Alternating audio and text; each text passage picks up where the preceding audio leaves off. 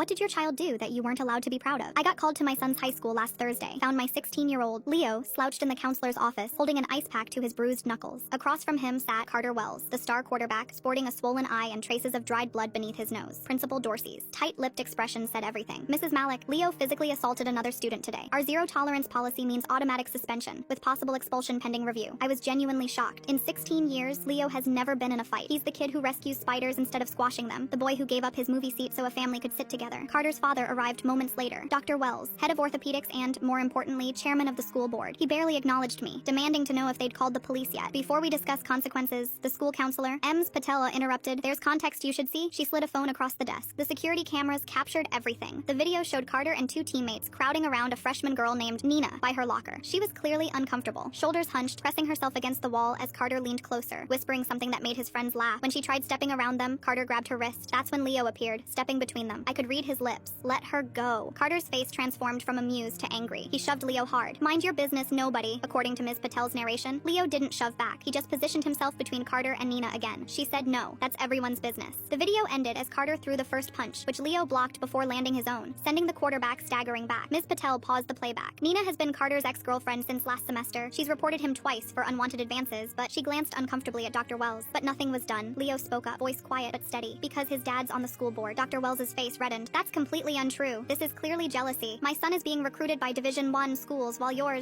son was recorded harassing a girl who's filed multiple complaints, I interrupted. My son stepped in when the system failed her. Principal Dorsey cleared his throat. Regardless, our policy is clear. Violence is never appropriate. Leo will serve a 5-day suspension, effective immediately. That's it? Dr. Wells sputtered. This delinquent attacks my boy and gets a vacation? Carter will be suspended for 3 days for initiating physical contact, Principal Dorsey continued. And there will be a formal investigation into Nina's previous complaints. The drive home was silent for the first few minutes. I'm sorry, Leo finally said. I know I embarrassed you. Did you throw the first punch? I asked. I tried talking first. Did you keep hitting him after he was down? No, ma'am. One punch. Then teachers came. I nodded. Violence should never be your first option, Leo. I know, his voice barely audible. But should it never be an option at all, even when nothing else works? That question hung between us. As a parent, I was supposed to say violence is never the answer, that there are always proper channels, responsible adults, better ways. But Nina had tried those channels, twice, and nothing happened until my son made it impossible to ignore. I'm grounding you for the week, I said finally, pulling into our driveway. No phone, no video games. That night, after serving his grounding-appropriate dinner of leftover casserole, I quietly ordered his favorite pizza, half pepperoni, half pineapple. When the doorbell rang, I called him down. What's this? He asked, confused. Still grounded, I clarified. But I thought we'd watch that sci-fi movie you've been talking about. As we sat together, pizza between us, I finally said what had been in my heart all afternoon. I'm not proud that you got suspended, I began carefully, but I am proud that you stood up for someone who needed it.